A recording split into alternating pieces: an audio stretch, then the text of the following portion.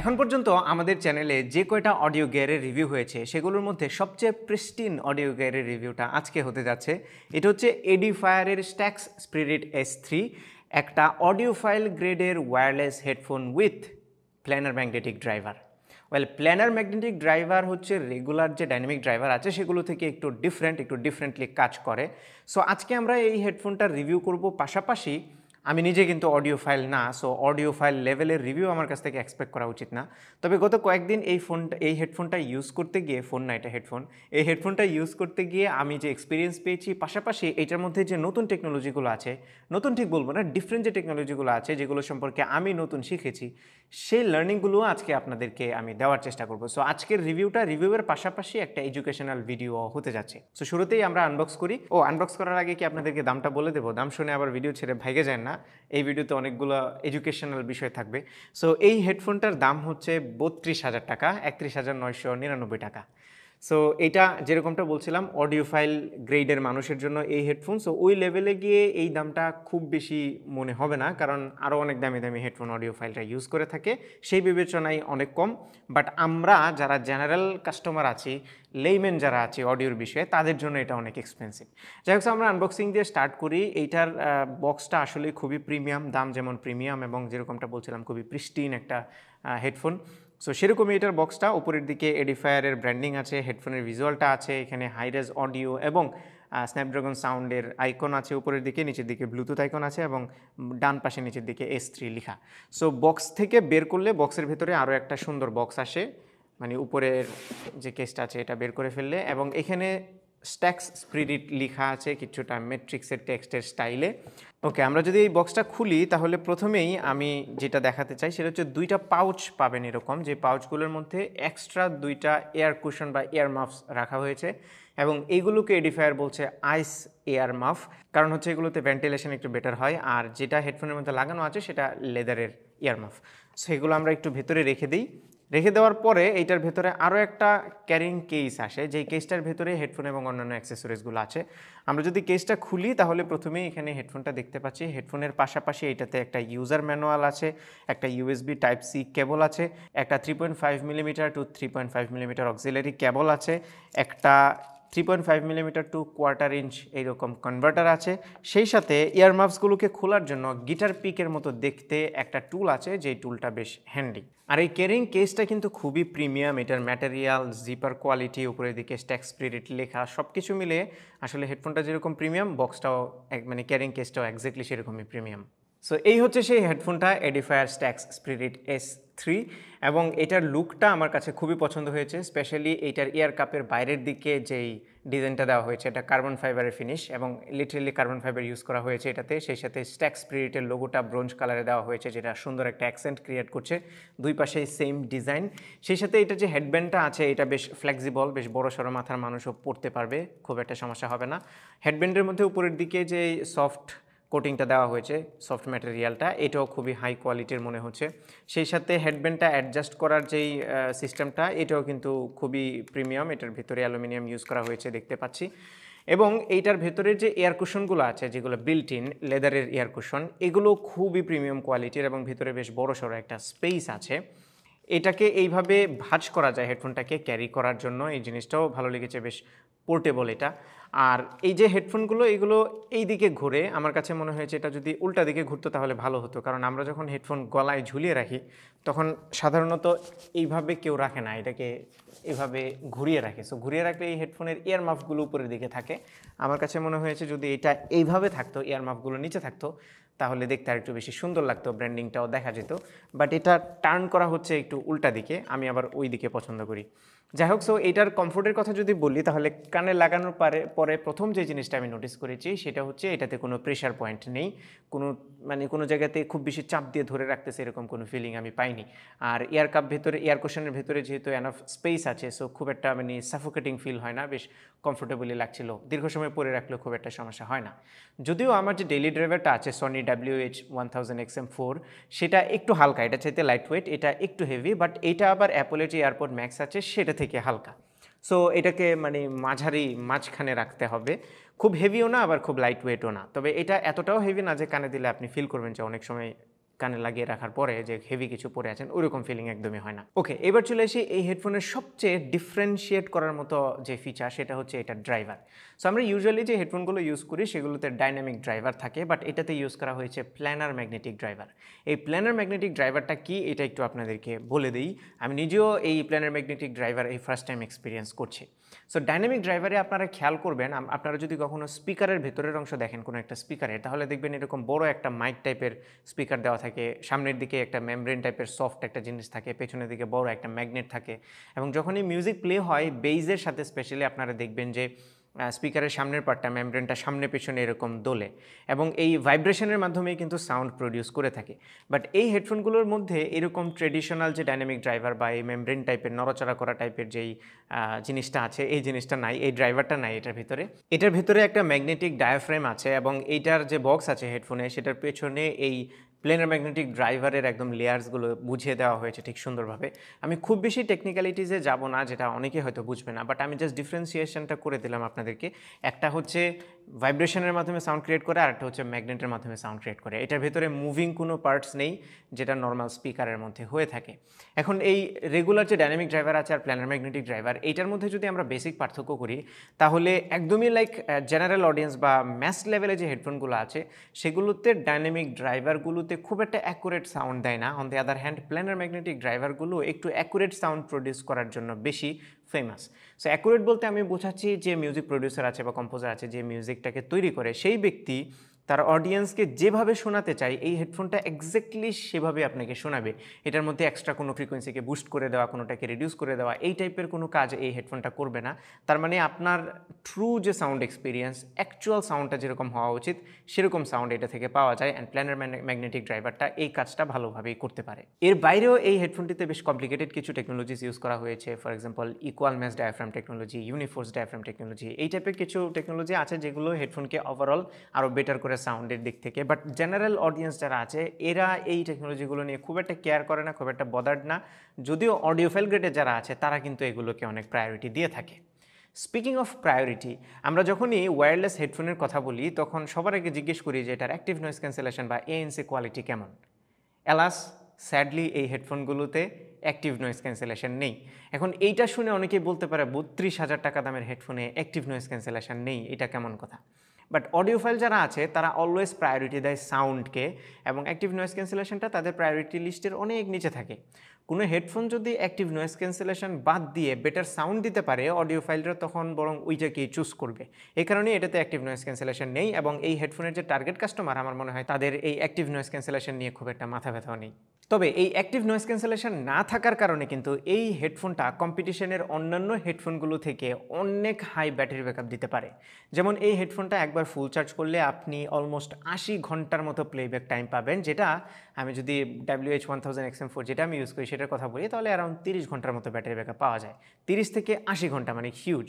80 ঘন্টা এক্স্যাক্টলি না পেলেও আপনি অন্ততপক্ষে 70 ঘন্টা তো মাস্ট, এটাও কিন্তু অনেক বিশাল। আমি গত 3-4 দিন ধরে এই হেডফোনটা শুনতেছি, যদিও খুব লম্বা সময় শুনিনি, বাট এখন পর্যন্ত এটার ব্যাটারি আমি ড্রেন করতে পারিনি। আর এটা চার্জ করতে খুব বেশি সময় লাগে না, ফুল চার্জ করতে 2 ঘন্টার মতো সময় লাগে, এবং 10 মিনিট চার্জ করলে আপনি অনেক বিশাল লম্বা একটা সময়ের ব্যাটারি ব্যাকআপ পেয়ে যাবেন। সো খুব একটা সমস্যা হবে না ব্যাটারি ব্যাকআপ কিংবা চার্জিং নিয়ে। আর অডিও কোডেকের কথা যদি বলি তাহলে এটাতে অ্যাপট্যাক্স HD, অ্যাপট্যাক্স অ্যাডাপটিভ, SBC, AAC সবগুলোই সাপোর্ট করে, শুধুমাত্র LDAC-এর সাপোর্টটা নেই, ও কোয়ালকম সাউন্ডও আছে, এবং এটাতে ব্লুটুথ 5.2 ইউজ করা হয়েছে। সো পেয়ারিংও খুব ফাস্ট ছিল, কোনো সমস্যা আমি ফেস করিনি। এটাতে মাল্টি পয়েন্ট পেয়ারিং অপশন আছে, তার মানে আপনি চাইলে সাইমালটেনিয়াসলি 2টা ডিভাইস কানেক্ট করে রাখতে পারবেন, এটাও একটা ভালো ফিচার। আর এই হেডফোনটার যে কম্পানিয়ন অ্যাপ আছে সেটার নাম হচ্ছে Edifier কানেক্ট, খুবই ইউজার ফ্রেন্ডলি একটা অ্যাপ, এবং এই অ্যাপটাতে কানেক্ট করার সাথে সাথে প্রথমেই দেখতে পারবেন এই হেডফোনটার চার্জ কতটুকু আছে, সেই সাথে নিচের দিকে হোম পেজের মধ্যে নিচের দিকে দেখতে পারবেন 2টা ইয়ারমাফের অপশন আছে। আপনি যে ইয়ারমাফটা ইউজ করবেন সেটা সিলেক্ট করে নেবেন, সেই অনুযায়ী সাউন্ডটা একটু টিউন করে দেবে। সেকেন্ড পেজে গেলে 3টা মোড পাবেন, একটা হচ্ছে ক্লাসিক মোড, একটা হাইফাই মোড, আর একটা স্ট্যাক্স মোড। আমার কাছে ক্লাসিক মোডটাই প্রেফার্ড মনে হয়েছে। এই 3টাকে মূলত 3টা সাউন্ড সিগনেচার ধরতে পারেন, এটাতে কোনো মানে কাস্টম ইকুয়ালাইজেশনের অপশন নেই, এই 3টা মোডই আছে। সো আপনি আপনার পছন্দের মোডটি সিলেক্ট করে নিতে পারেন। অ্যান্ড ফাইনালি যে লাস্ট অপশনটি আছে, লাস্ট পেজটি, সেখানে এটার গেম মোড অন অফ করা যায়। এর বাইরেও অ্যাপটিতে আরও ছোটো ছোটো কিছু ফিচার আছে। ফর এক্সাম্পল এই হেডফোনের যে বাটনগুলো আছে সেই বাটনগুলোকে অ্যাপের মাধ্যমে আপনি রিঅ্যাসাইন করতে পারেন, কাস্টমাইজ করতে পারেন। এখানে মাল্টিপারপাস বাটন আছে টোটাল 3টি। প্লাস মাইনাস বাটন দিয়ে ভলিউম কম বেশি করা যায় এবং ট্র্যাক আগে পিছিয়ে করা যায়, প্রিভিয়াস এবং নেক্সটে করা যায়। আর মাঝখানের বাটনটা দিয়ে প্লে পজ করা যায়, পেয়ারিং মোডে নেওয়া যায়, অথবা আপনি চাইলেই ভয়েস অ্যাসিস্ট্যান্ট যেটা আছে সেটা অ্যানাবল করতে পারেন ফোনের। ওকে, এবার চলে আসি আসল জিনিস, সেটা হচ্ছে এই হেডফোনগুলোর সাউন্ড কেমন। সাউন্ড নিয়ে যদি বলতে চাই তাহলে প্রথমেই বলবো আমি হেডফোনগুলো বক্স থেকে বের করার আগে এতটাই এক্সাইটেড ছিলাম যে এটা কানে দেওয়ার পরে আমি এমন কিছু শুনবো যেটা শোনার পরে like my mind will be blown, এই টাইপের একটা এক্সপেকটেশন ছিল, সুপার হাই এক্সপেকটেশন ছিল। সো বক্স থেকে বের করে পেয়ার করে ফোনে কানেক্ট করার পরে লাগানোর পরে আমার কানে কিন্তু তখনও পর্যন্ত রেফারেন্স হিসেবে আমার সনি WH-1000XM4ই বাজতেছিল। সো আমি ভাবতেছিলাম ওইটার থেকে মাচ বেটার কোনো কিছু একটা পাবো। সো কানে লাগিয়ে প্রথমেই যখন শুনলাম আমার কাছে মনে হয়েছে এটার এত হাইপ কেন, এটাকে কেন বলা হয় পৃথিবীর one of the best sounding wireless headphone, কেন বলা হয় এটাকে। আমি প্রথমে না ধরতে পারিনি বিষয়টা। তারপরে 2-3 দিন একটু শুনলাম, শোনার পরে ফাইনালি আমি যখন বি টেস্ট করলাম, স্পেশালি এইটাকে কানে লাগিয়ে শুনলাম কিছুক্ষণ, এরপরে আমার কালেকশানে থাকা অন্যান্য যে অডিও গিয়ার্সগুলো আছে, আমার XM4, তারপরে আমার কাছে একটা ইন-ইয়ার মনিটর আছে, ইন-ইয়ার হেডফোন যেটা IEM সেটা আছে, TRI মেটিওর সেটা, এবং আরও যে হেডফোনগুলো আমার কাছে আছে একদমই বেসিক লেভেলের, আমি সবগুলো শুনলাম। শোনার পরে একটা মানে মেজর একটা ডিফারেন্স আমি নোটিস করতে পারলাম, অ্যান্ড তখনই ধরতে পারলাম যে এটাকে কেন আসলে বেস্ট সাউন্ডিং হেডফোন বলা হয়। বলে আমরা বেশিরভাগ সময় মানুষ যে হেডফোনগুলো আমরা শুনে থাকি একটু লো রেঞ্জের হেডফোনগুলো, এইগুলোতে অলওয়েজ সাউন্ডে কোনো না কোনো একটা পার্টে একটু স্যাচুরেশন থাকে। স্পেশালি আমার কাছে যেগুলো আছে, আমার বেজ একটু পছন্দ, তো সবগুলোতে আমি দেখলাম যে আমি কেন যেন খুঁজে খুঁজে ওই জিনিসটাই নেই যেটাতে বেজ একটু বেশি। বাট একটা জিনিস এই হেডফোনগুলো শোনার পরে আমি নোটিস করলাম যে বেজ বেশি হওয়ার ফলে আমি মিউজিকের অনেক বড় বড় কিছু মানে পার্ট, অনেক বড় একটা বিউটি আমি মিস করছিলাম। কারণ বেজের ফলে অনেকগুলো ফ্রিকোয়েন্সি আসলে মানে মার খেয়ে যাচ্ছিল। স্পেশালি আমি যদি XM4-এর কথাই বলি, আমার সনির XM4, সেটাতে বেজ এতটাই হাই লেগেছে আমার কাছে কম্পেয়ারিং টু দিস ওয়ান, যে বেজের ফলে আমি দেখতে পাচ্ছিলাম একে তো বেজ অনেক হাই, পাশাপাশি মিডটা অনেকটাই ফরওয়ার্ডেড ছিল, যার ফলে ভোকালগুলো একটু একদমই মানে মাথার এই মাঝখানে বাজতেছিল একদম স্ট্রেট, যে জিনিসটা আমাকে ওই সারাউন্ডিং যে ইফেক্টটা সেটা দিচ্ছিল না, যেটা এই হেডফোনগুলো দিচ্ছিল। স্পেশালি আমি কয়েকটা গানের রেফারেন্স দিই। বোহেমিয়ান র্যাপসোডি কুইনের আমার খুবই পছন্দের একটা গান, এই গানটা এতবার আমি শুনেছি, এই হেডফোনটা দিয়ে শোনার পরে আমার কাছে মনে হয়েছে যে নতুন একটা ডাইমেনশন যোগ হয়েছে ওই গানের মধ্যে। স্পেশালি প্রথমে যে অ্যাকাপেলা ইন্ট্রোটা আছে, সেই ইন্ট্রোতে যে কোরাসটা হয় ভয়েসের মধ্যে, এখানে কিন্তু অনেকগুলো লেয়ার আছে। এই লেয়ারগুলো এত ক্রিস্টাল ক্লিয়ারভাবে এর আগে কখনো আমি এক্সপিরিয়েন্স করিনি, যেটা এই হেডফোনগুলো দিয়ে করেছি। তার মানে শুরুতে আমি যেরকমটা বলছিলাম যে প্ল্যানার ম্যাগনেটিক ড্রাইভারগুলো মূলত অ্যাকুরেট সাউন্ড প্রডিউস করে থাকে, এই সাউন্ডের অ্যাকুরেসিটি যে কতটা বিউটিফুল, এইটা আসলে আমি যদি এরকম বি টেস্ট না করতাম, প্রথমে এইটা তারপরে ওইটা যদি না শুনে ডিফারেন্সিয়েট না করতাম, তাহলে আসলে আমি খুব একটা বুঝতাম না। কারণ আমার কান তো ট্রেন্ড না, ওয়েল ট্রেন্ড না, আমি বিভিন্ন ধরনের হেডফোন ইউজ করে করে এক্সপেরিমেন্ট করা কান আমারটা না। আমি সারা জীবন একটা সাউন্ড সিগনেচারে শুনে এসেছি, হয়তো বা মাল্টিপল সাউন্ড সিগনেচার শুনেছি, কিন্তু যেটা আমার কাছে পছন্দ হতো সবসময় আমি সেই দিকেই বেশি বেশি ঝুঁকতাম। যেমন আমার জাব্রার যে TWS-টা আছে, সেটা এলিট অ্যাক্টিভ 75T, আমার এইটার সাউন্ড সিগনেচার অনেক ভালো লাগে, সনির সাউন্ড সিগনেচার অনেক ভালো লাগে, আমি এতদিন এগুলোতেই পড়েছিলাম। বাট অডিও ফাইল গ্রেডের কোনো হেডফোন এই ফার্স্ট টাইমে শুনছি, এই কারণেই শুরুতে আমার কাছে মনে হয়েছে যে না, এটার সাউন্ড আসলে ভালো না, কারণ এটাতে আমি বেস পাচ্ছি না ওই রকম, মানে থাম্পিং যে বেসটা সেটা আমি এটাতে পাচ্ছি না। বাট এখানে যে বেসটা আছে এটা একদমই ক্লিন অ্যাকুরেট একটা বেস আমি পাচ্ছিলাম। এটা পরে আমি রিয়েলাইজ করছি যে আসলে এই লো ফ্রিকোয়েন্সিটা যে খুব একটা অন্যান্য ফ্রিকোয়েন্সিকে ডোমিনেট করছে না, এইটার ফলে অন্যরকম একটা বিউটি আমি এটাতে পাচ্ছিলাম। আর আমি যদি অডিও সোর্স নিয়ে আপনাদেরকে একটু আইডিয়া দিই, তাহলে আমি আমার ফোন স্যামসাংয়ের গ্যালাক্সি S22 আলট্রা সেটা ইউজ করেছি ব্লুটুথ কানেকশনের জন্য। আর আমি স্পেশালি ওয়্যার্ড কানেকশানে বেশি শুনেছি, এটাতে 3.5 মিলিমিটার যে অডিও কেবলটা আছে সেটা লাগিয়ে ইউজ করেছি। এবং আমার একটা ডেক আছে, সেটা হচ্ছে ক্রিয়েটিভের সাউন্ড ব্লাস্টার XT, যদিও এটা গেমিং ডেক, বাট স্টিল এই হেডফোনটাকে ড্রাইভ করার জন্য আমার মনে হয় এই ডেকটা অন্ততপক্ষে আমার কাছে থাকা অন্যান্য যে সোর্সগুলো আছে সেগুলো থেকে মাছ বেটার। পাশাপাশি আমার একটা একদমই বেসিক ড্যাপ আছে, ডিজিটাল অডিও প্লেয়ার, এটা হচ্ছে X-Duoর X2S এটার মডেল, এটা দিয়েও আমি শুনেছি। সো ভালো একটা সোর্স যদি থাকে আর যদি আপনি ওয়্যার্ড দিয়ে শুনেন, তাহলে ডেফিনেটলি সাউন্ডে আরেকটু বেশি ডাইমেনশন আপনি পাবেন, আরেকটু বেটার কোয়ালিটি পাবেন। বাট ব্লুটুথেও এটার সাউন্ড কোয়ালিটি খুবই ভালো ছিল। ওভারঅল আমি বলবো, যদি আপনি খুবই অ্যাকুরেট, কোনো ওভার স্যাচুরেশন নাই এবং খুব বেশি হেভি বেস লাভার যদি আপনি না হন, তাহলে এই টাইপের হেডফোনগুলো আপনি শুনতে পারেন। তবে আমি একটু হলফ করেই বলতে পারি যে বেশিরভাগ জেনারেল অডিয়েন্স যারা অডিও ফাইল না, যারা অডিও নিয়ে মানে এক্সপেরিমেন্ট করে না কিংবা অডিও নিয়ে খুব একটা সিরিয়াস না, তাদের বেশিরভাগ মানুষই হেডফোনটা কানে দেওয়ার পরে খুব একটা পছন্দ করবে না, কারণ তাদের কানে রেফারেন্স হিসেবে বাজবে হয়তো বা XM4 এর মতো কোনো হেডফোন কিংবা অন্য কোনো জেনারেল হেডফোন যেগুলোতে ফ্রিকোয়েন্সি রেসপন্সগুলো একটু বেশি স্যাচুরেটেড হয়। সেই জায়গা থেকে এই হেডফোনগুলো আমি কেবল তাদেরকে রিকমেন্ড করব যারা অডিওর বিষয়ে একটু সিরিয়াস। ওকে, এবার আমরা চলে আসি এটার মাইক্রোফোন কোয়ালিটিতে। সো এই হেডফোনগুলোর নিচের দিকে মাইক্রোফোন আছে, এখানে 3টা ডট আছে আমি দেখতে পাচ্ছি, এই 3টা ডটে মাইক্রোফোন আছে। সো আমি একটু রেকর্ড করে আপনাদেরকে শোনাই, যদিও এই হেডফোনগুলো কেউই আসলে কল করার জন্য কেনে না, বাট স্টিল যেহেতু মাইক্রোফোন আছে সো টেস্ট করতে অসুবিধা নেই। এখন আপনারা যে সাউন্ডটা শুনতে পাচ্ছেন সেটা রেকর্ড হচ্ছে এই Edifier STAX S3 হেডফোনগুলো থেকে, অ্যান্ড আমার কাছে মনে হয়েছে সাউন্ড কোয়ালিটি মোটামুটি ভালোই আছে। ওভার ইয়ার হেডফোন হিসেবে, ব্লুটুথ হেডফোন হিসেবে ঠিকঠাকই আছে। আমি একদমই কোয়াইট একটা প্লেসে রেকর্ড করছি, যদিও একটু ইকো আছে সাউন্ডে, sorry for that, sound treatment করা হয়নি। সো কেমন লাগলো আপনাদের কাছে এটা মাইক্রোফোন কোয়ালিটি একটু কমেন্টে জানিয়ে দেন।